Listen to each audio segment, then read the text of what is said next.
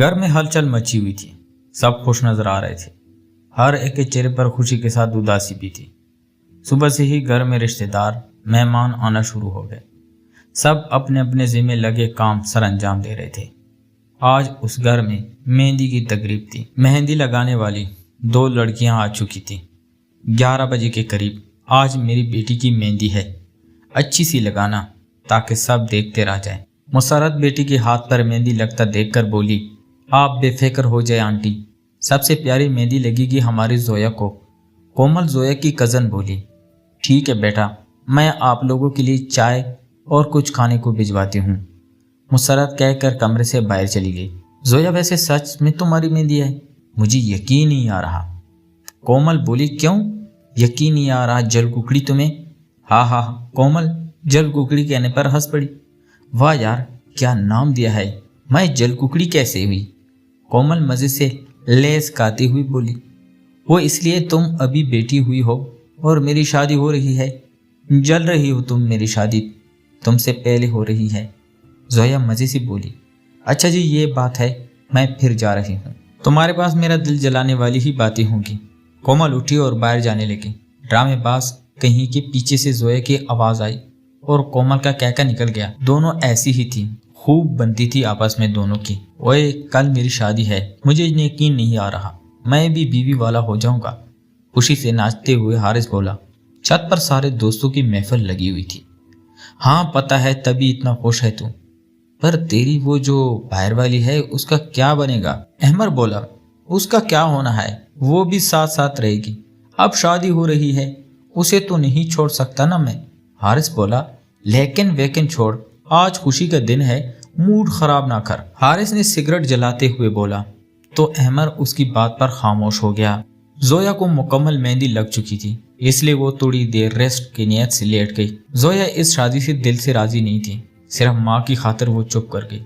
सो तो नहीं गई मेरी बेटी। फारूक साहब कमरे में आए और जोया को बेड पर लेटा देखकर बोले, नहीं बाबा, जाग रही हूँ, आप बताएं कोई काम था? और उठकर बैठ गई। नहीं बेटा, काम नहीं, बस सोचा कल मेरी बेटी ने चले जाना है, कुछ देर पास बैठकर बातें कर लूं। बाबा की बात पर जोया की आंखों में आंसू आ गए और वो रोने लगी।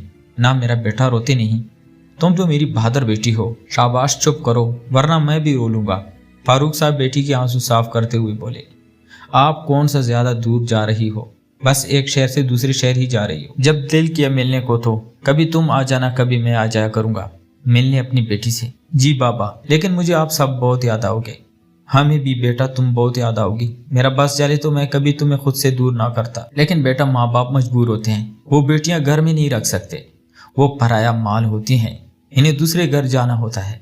जैसे तुम्हारी मामा आई अपने माँ बाप का घर छोड़कर, तुम बस वहां सबको खुश रखना, कोई शिकायत का मौका ना देना, सास की खिदमत करना और अपने शोहर की।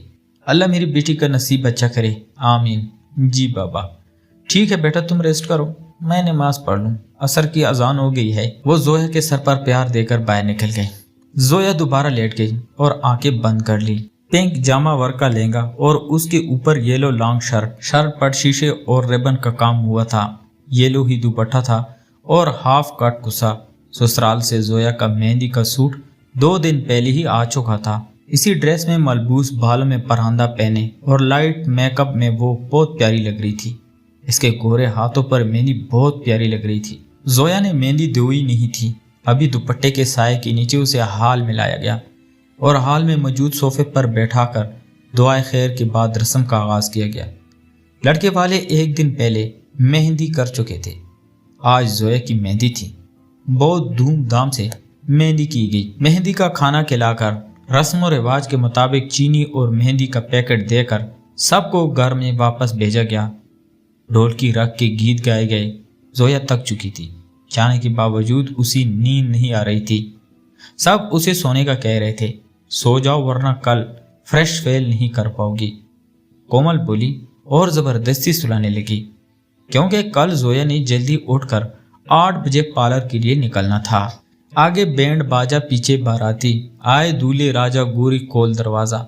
बारात आ चुकी थी। होटल में जोया ब्राइडल रूम में बैठी हुई थी। जोया दुल्हन बनकर बहुत खूबसूरत लग रही थी। टूट के रूप आया था उसे, लेकिन जोया की मेहंदी का कलर बहुत कम आया था। जो भी देखता हैरान होता और कहता, जोया, तुम्हें तो मेहंदी का रंग बिल्कुल नहीं आया। इसका मतलब है तुम्हारे ससुराल वाले तुम्हें बिल्कुल भी प्यार नहीं करते और बहुत सख्त साबित होते हैं। लेकिन जोया ने उनको ये कहकर चुप करवा दिया कि मेहंदी खराब थी, शायद तभी उसका रंग नहीं आया, वरना मेरे ससुराल वाले बहुत अच्छे हैं।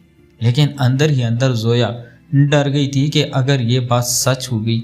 जोया की ये खुशी फहमी 1 घंटे बाद ही दूर हो गई, जब उसे स्टेज पर लाकर बिठाया गया और दूध पिलाई की रस्म पर लाख जब मांगा गया, तब दूल्हे जोया की नंदों ने मुंह मारी कर डाली। जोया का दिल खौफ से कांपने लगा। कहानी जारी है। कहानी का अगला पार्ट नेक्स्ट वीडियो में दिया जाएगा। अगर आपको हमारे वीडियोस पसंद है तो हमारे चैनल को लाइक और सब्सक्राइब जरूर करें। शुक्रिया।